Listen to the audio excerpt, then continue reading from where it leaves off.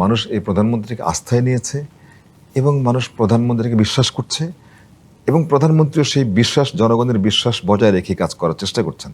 So আমার কাছে মনে হচ্ছে জনগণের সঙ্গে যদি এই প্রধানমন্ত্রীর সরকারের এই সম্পর্কটা নিবিড় থাকে, তাহলে আমাদের পক্ষে যে কোনো কিছু করা সম্ভব।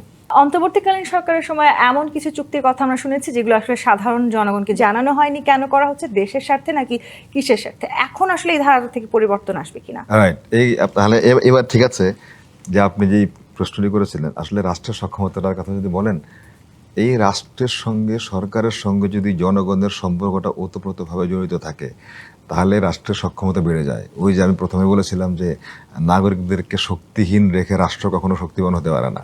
সো এই জনগণের সঙ্গে যদি সরকারের সম্পর্ক, রাষ্ট্রের সম্পর্ক খুব নিবিড় থাকে, তাহলে আমার কাছে মনে হয় যে কোনো দেশের সঙ্গে আমরা কথা বলতে, তাদের সঙ্গে আমাদের স্বার্থ আদায় করার জন্য কিংবা আমাদের যে সমস্ত বিষয়গুলো আছে সেগুলোকে সুরক্ষা দেওয়ার জন্য বাংলাদেশ নিঃসন্দেহে যোগ্য ভূমিকা রাখতে পারবে এবং এই সরকারের জন্য পারবে।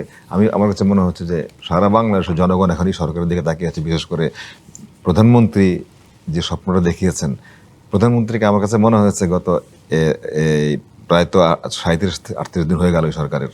আমার কাছে মনে হচ্ছে গ্লিটারের টুইন লেমন ও অ্যান্টিব্যাকটেরিয়াল ফর্মুলা বাসনকে চকচকে জীবাণুমুক্ত করে আমাদের দেয় গ্লিটার গ্যারান্টি।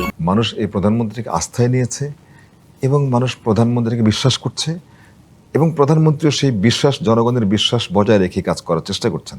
সো আমার কাছে মনে হচ্ছে জনগণের সঙ্গে যদি এই প্রধানমন্ত্রীর সরকারের এই সম্পর্কটা নিবিড় থাকে, তাহলে আমাদের পক্ষে যে কোনো কিছু করা সম্ভব।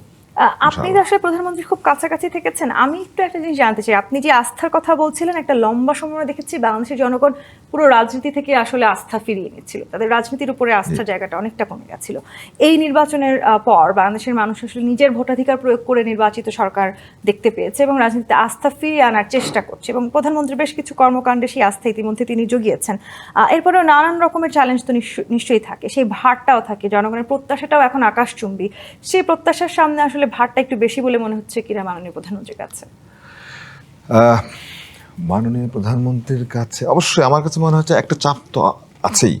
আমি শুরুতে অনেকবার বলেছিলাম যে নির্বাচনের আগে যখন আমরা সারা দেশ ঘুরেছি, তো আপনি বলছিলেন যে আমরা একটা বাস নিয়ে ঘুরেছিলাম সবার আগে বাংলাদেশ।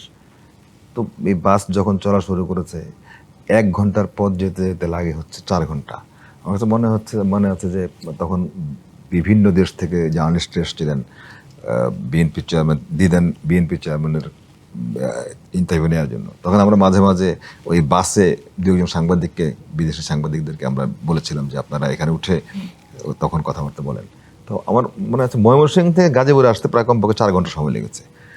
হাজার হাজার মানুষ, প্রত্যেকটা মানুষ তো প্রধানমন্ত্রীকে দেখছেন, এত বছর পরে, 17 বছর পরে উনি দেশে ফিরেছেন, দেখছেন।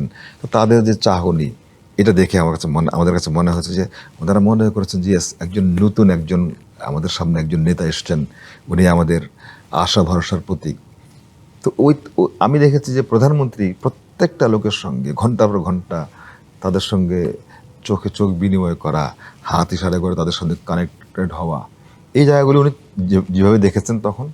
এবং নির্বাচন এরপরে যখন রাষ্ট্র ক্ষমতায় উনি আসলেন, আমার কাছে মনে হচ্ছে ওই যে মানুষের যে ভালোবাসাটা উনি যেটা রিসিভ করেছিলেন ক্যাম্পেইনের সময়, এটা তার খুব ভালোভাবে মনে আছে। থাকার কারণে সে মানুষগুলোকে এখনও তিনি দূর ঢেলে দিতে পারেননি। যার কারণে উনি যেখানেই যান, সেখানেই যখন মানুষ আসে, উনি কিন্তু এই নিরাপত্তা বেষ্টনী ভেদ করেও কিন্তু জনগণের মধ্যে চলে যাচ্ছেন। আমি দেখেছি অনেক জায়গায় জনগণ উদ্বেগ প্রকাশ করছে উনি এটা করবেন কিনা, কিন্তু উনি জনগণের মধ্যে থেকে যাচ্ছে। এর কারণটা হচ্ছে কি, আমার কাছে মনে হচ্ছে মানে সব কথা শেষ কথা আমি এভাবে বলি, আসলে জনগণ ওনাকে বিশ্বাস করে, উনি জনগণকে বিশ্বাস করেন। এবং আপনার মনে আছে কি না, উনি 2001 সাল থেকে যখন 2006 সাল পর্যন্ত একবার যখন বিএনপি রাষ্ট্র পরিচালনার দায়িত্বে ছিল, তখনও উনি কিন্তু ওনার দল সরকারের অংশ ছিল, উনি ব্যক্তিগতভাবে সরকারের অংশ ছিলেন না। কিন্তু উনি তখন সারা বাংলাদেশে তৃণমূল সম্মেলন করেছিলেন, খেয়াল আছে আপনাদের? তখন প্রত্যেকটা এই যে 64 ডিস্ট্রিক্টকে উনি 20টা অঞ্চলে ভাগ করে 20টা কনফারেন্স করেছিলেন এবং তৃণমূল থেকে কথাবার্তা, মানে তৃণমূলের যারা প্রতিনিধি ওদের সঙ্গে কথাবার্তা বলেছেন। উনি কথাবার্তা বলে তারপরে একটা সুপারিশমালা তৈরি করেছিলেন।